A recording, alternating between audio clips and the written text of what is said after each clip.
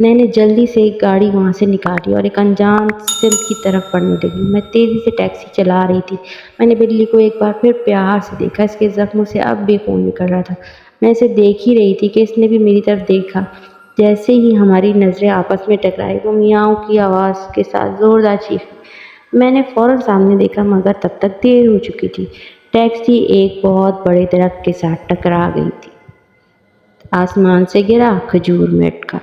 ने अपनी जगह से उछली। मेरा सर स्टीयरिंग के साथ इस बुरी तरह टकराया कि मेरी आंखों के सामने तारे नाचने लगे।